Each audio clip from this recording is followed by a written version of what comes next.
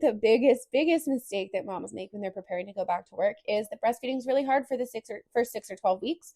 And they think it's supposed to be hard for the first 6 or 12 weeks. So they don't actually try to get help and support until they're right about to go back to work. And they're like, I just want this to work before I go back and everything gets more stressful.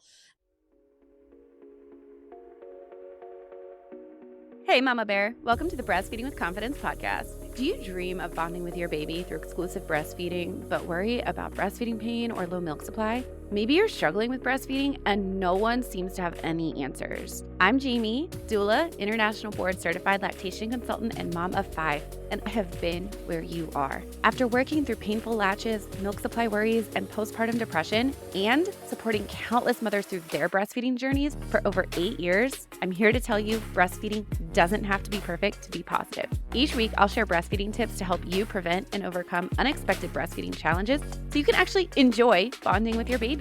If you are ready to shut out the toxic whispers of the world, embrace your God-given intuition, and release your inner fierce mama bear, grab some coffee or your favorite herbal tea and let's dive in.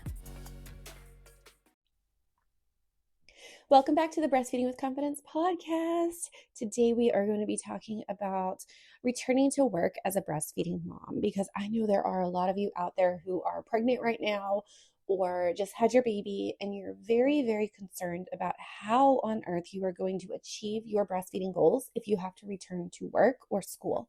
So we're going to talk about some of the top considerations you need to have for returning to work and school after having a baby while you're breastfeeding. But before we get started, I wanted to thank the sponsor for today's episode. Today's episode is brought to you by Restorative Roots. Restorative Roots provides nourishing, organic, easy to digest meals for new moms during postpartum. If you think of a meal delivery service designed specifically for new moms to heal their bodies and replenish nutrients, that is Restorative Roots' mission. So go ahead and check out restorativeroots.com so you can make sure that your body is being well nourished and supported after birth. I also want to invite you to take a quick moment if you are pregnant or breastfeeding and you want to make breastfeeding work. Breastfeeding is so important to you, and you want to make sure you are not doing anything to mess up your breastfeeding goals. Visit littlebearlactation.com/mistakes and grab my 5 mistakes that sabotage breastfeeding guide. It is a list of the top 5 avoidable, preventable, and fixable mistakes that new moms make that undermine breastfeeding from the start, making it a whole lot harder than it really has to be. Okay, so we're going to talk about 3 important things that you need to consider when you are planning to return to work. Going back to work while breastfeeding is one of the biggest stress points for new moms. What I see over and over again is that a lot of moms kind of wait to the last minute to prepare for that transition, even though they've been worrying about it since before their baby was born. And then everything gets really, really overwhelming. They start panicking about supply. They're worried that their baby will either refuse the bottle altogether or end up preferring the bottle and start refusing the breast. And they feel like they're about to lose something really important to them.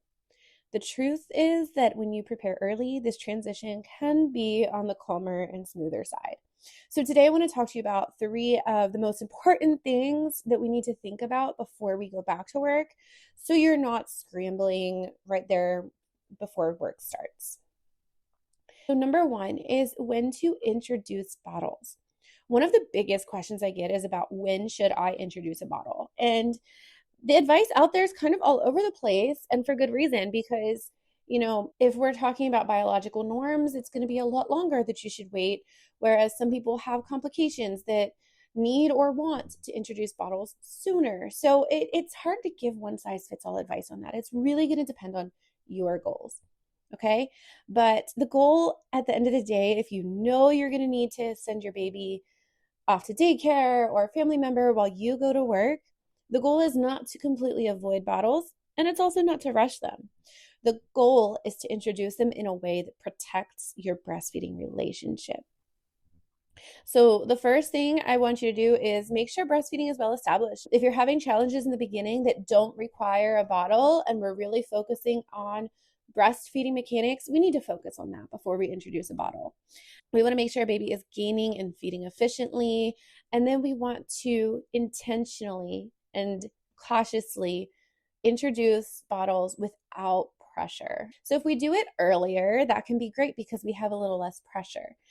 I like to say in a straightforward situation where there are zero complications, everything's going perfectly well, around 3 to 4 weeks is probably a good time to start introducing the bottle, maybe once a day.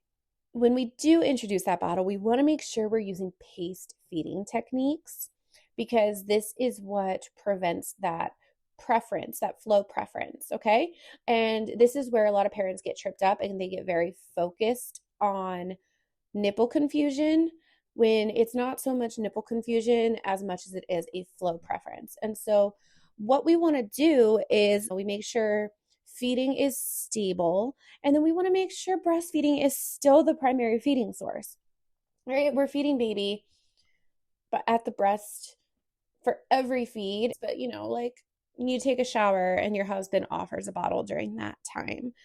Just an opportunity to start introducing it under low pressure when it doesn't feel like it's survival or fight or flight. Obviously, if you're doing this, that means you're probably going to have to start pumping as well. So you can pump, once a day and then feed the bottle. And that's a pattern that works out very well for a lot of families when it comes to introducing the bottle.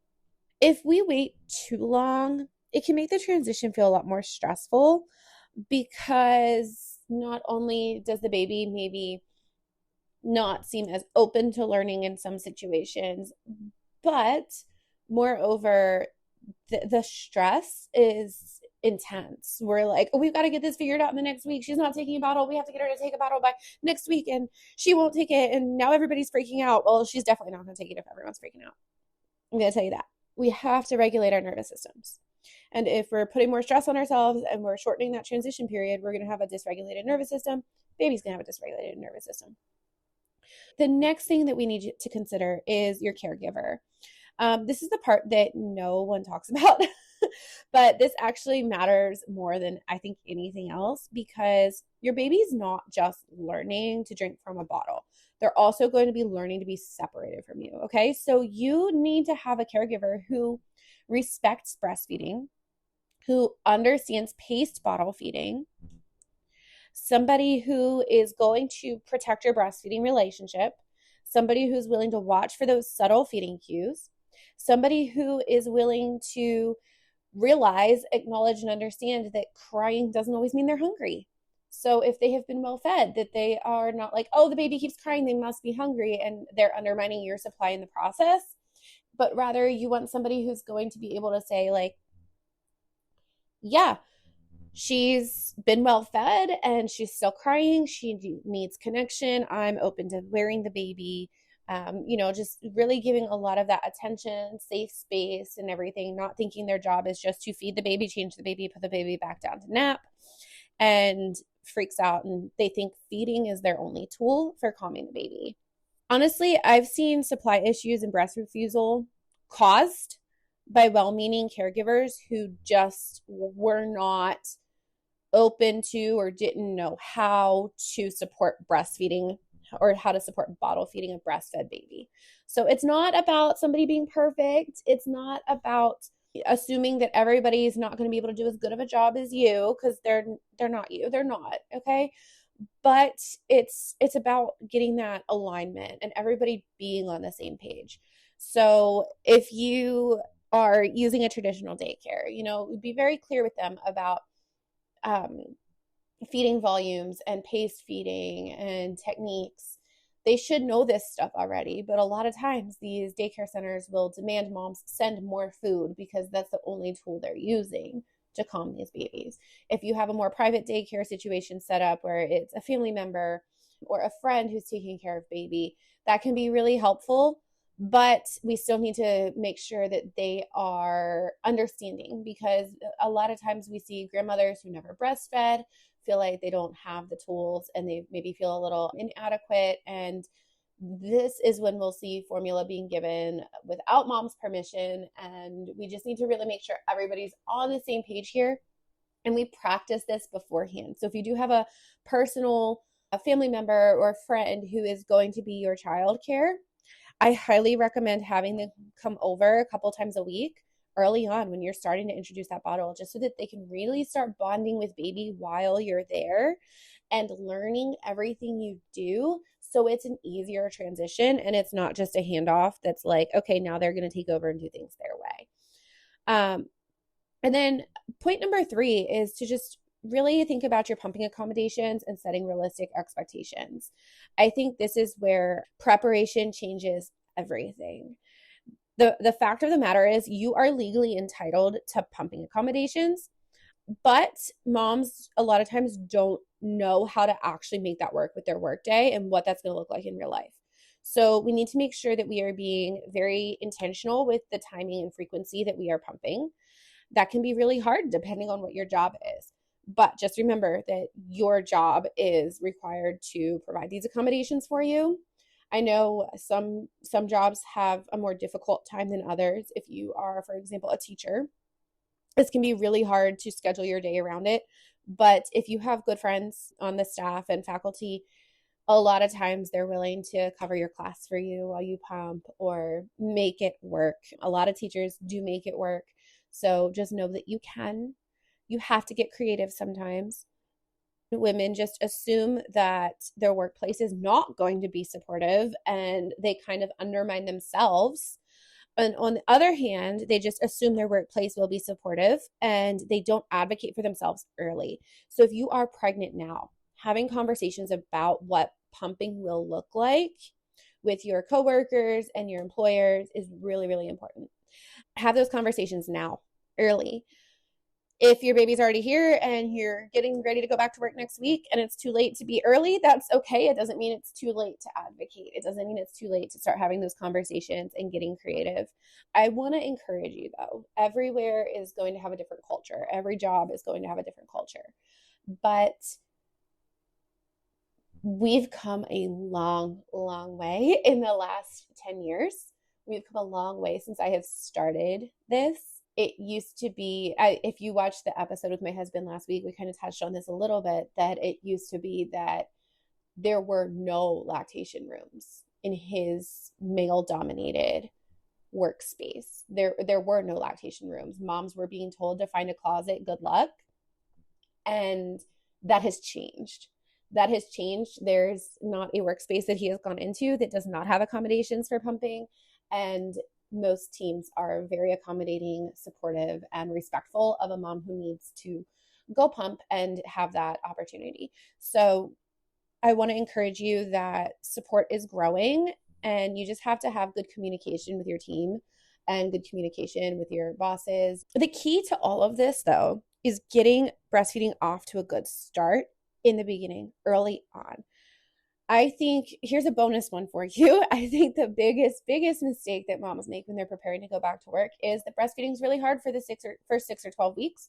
And they think it's supposed to be hard for the first 6 or 12 weeks. So they don't actually try to get help and support until they're right about to go back to work. And they're like, I just want this to work before I go back and everything gets more stressful. And then we're on a very short timeline. That's why I say you need to be seeing a lactation consultant early in your pregnancy, early in your postpartum. See a lactation consultant. Figure out a lactation consultant that you want to have on standby that will be able to help you in the early days so that you can get breastfeeding established well, so that you're not playing catch up 6 weeks in trying to make things work because everybody told you to just wait and it'll get better, and it didn't get better and now you're panicking.